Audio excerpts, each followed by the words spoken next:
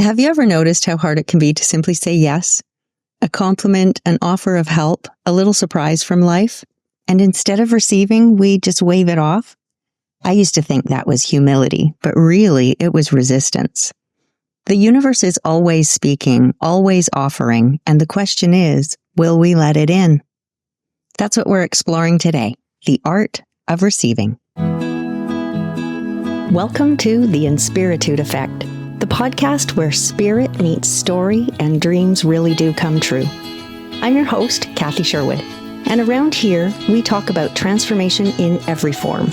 Spiritual nudges, reinventions, purpose, money, relationships, and everything to help make a fantastic life.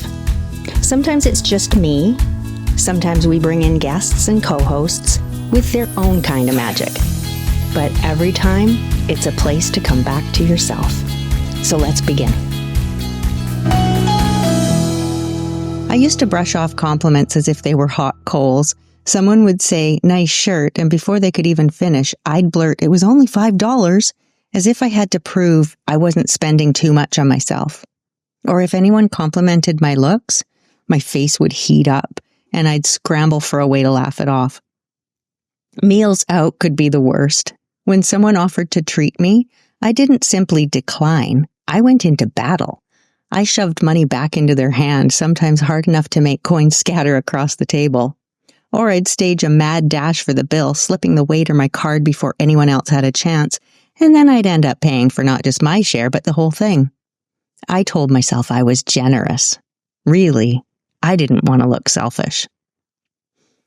Even when I accepted help, it was like I had a rule. Take less than you need, Kathy, and do it quickly so nobody notices. Looking back, I can see the awkward silences I left in my wake. People trying to give, me pushing back, everyone a little uncomfortable. I had learned early that the worst thing in the world was to grow up selfish, and I was determined never to wear that label. But the truth is, by rejecting these small gestures, I was also rejecting abundance itself. I remember very clearly when my perspective started to shift on this. I was in training as an employment facilitator, and the instructor told a story about how people often hesitate to ask friends if they know of a job opening. Could be for shame or guilt or embarrassment for needing a job, but whatever, she explained how necessary it was to do so, and the more specific we are about what we need, the better chance others have of truly helping us. Then she said something that stuck with me. You know how good it feels to do something nice for someone you care about? Like imagine giving them a lead that lands them a dream job. That would feel amazing, wouldn't it? So if you don't share your needs with those who you love, you rob them of the opportunity to feel that great about helping you. That reframe hit me right between the eyes. Suddenly, receiving wasn't about me at all. When I accepted a coffee or a compliment or a bit of support, I wasn't being selfish. I was giving someone else the joy of giving. And when I let that sink in, the universe seemed to open its hands. More support, more opportunities, more connections than I had ever noticed before. All actually waiting for me just to stop saying no. So here's what all of this has showed me. Receiving is not a weakness, and it's certainly not selfishness. It's a practice, one that changes the flow of energy in our lives. And these are the truths that began to reshape how I see abundance. So 1, receiving is an energetic skill. The universe can't fill a closed container. If we're always deflecting, we never hold the fullness that wants to come. 2, every yes affirms overflow. A compliment, a gift, an offer of help, saying yes doesn't make you selfish. It makes you part of the circulation of abundance. And here's the part that I'd previously missed. When you receive, you also give. You give the other person the glow of having made a difference. Think of that facilitator's story. By sharing what you need, you let someone feel the quiet pride of being useful. And 3, depletion comes from one-way giving. So if you only pour out your time, your money, your love, your energy, eventually you'll run dry. Overflow comes from circulation. You receive, you hold, and then you give from fullness, not from scraps. And last but not least, 4, resistance hides in small habits. Waving off small gestures might seem harmless, but the universe doesn't grade on size. It notices your posture. You're either open or you're closed. So here are 3 ways you can practice this right now. Give this a try for at least 21 days and notice what shifts. Whenever you get a compliment, let it land. Smile, breathe, and simply say thank you. Number 2, each day write down 3 things you received. They might be big or small, it doesn't matter. A kind word, a moment of rest, a beautiful sky, or maybe some unexpected money. All of it counts. Number 3, at least once per week, share a simple need or request with someone you trust. It could be asking for help with a small task, requesting a recommendation, or letting somebody treat you. Even if it feels challenging to ask for help, try to focus more on what it feels like to give them the opportunity to help you. No justification, no apologies or guilt, just simply receive. This simple shift retrains your system not only to begin feeling good about receiving, but also to hold overflow.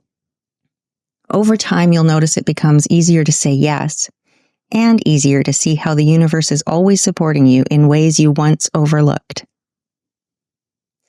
So the universe doesn't send you signs to tease you. It doesn't send scarcity.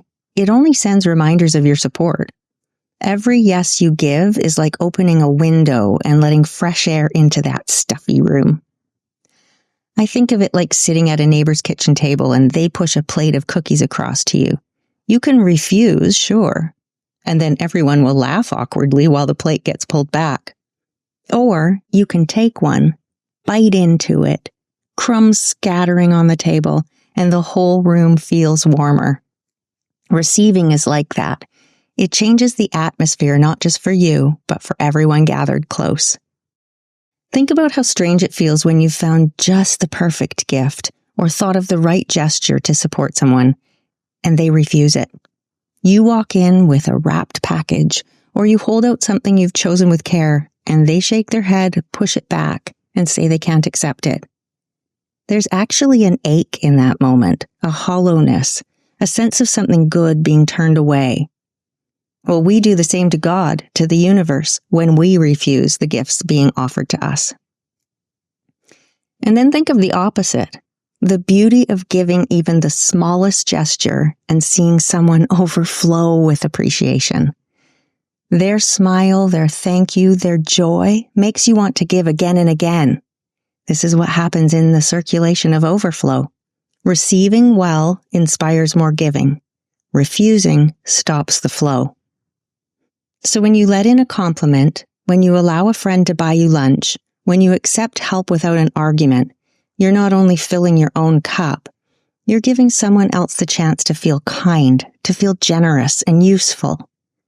It's community in its simplest form, the back and forth of giving and receiving that keeps us stitched together. And here's the secret. The more you let yourself receive, the more you notice how much the universe has been offering all along. Saying yes with gratitude can be a deeply spiritual practice to others, to God, and to yourself. It turns a small moment into an act of reverence, honoring both the giver and the gift. The support, the small gifts, the open doors, they were there, waiting for you just to say yes. So that's the heart of it.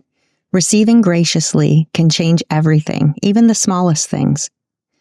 When we understand that how we do anything is how we do everything, we begin to notice how much more we can allow into our lives. So that's it for today. Thanks for being here with me and for letting this message in. If you'd like to go deeper, you'll find links in the show notes with a few ways to explore more. But until next time, may you notice the little things, welcome them fully, and let them remind you that you are already supported. May every simple yes, thank you feel like a quiet prayer, a way of honoring others, God, and your own soul. And these days, if I'm offered the last cookie left on the plate, I'll take it. Everyone else can pass, but I'll say yes with a smile and end with the sweetest taste in my mouth. Thanks for tuning in to the Inspiritude Effect. If this sparked something in you and you'd like to come hang out for more inspiring conversations, hit follow and share it with someone who would benefit from walking their own inspired path. In the show notes of each episode, you'll find links to aligned resources and content that will keep you moving toward your best life. And remember, the whisper is never random. Let it lead. You belong where it's taken you.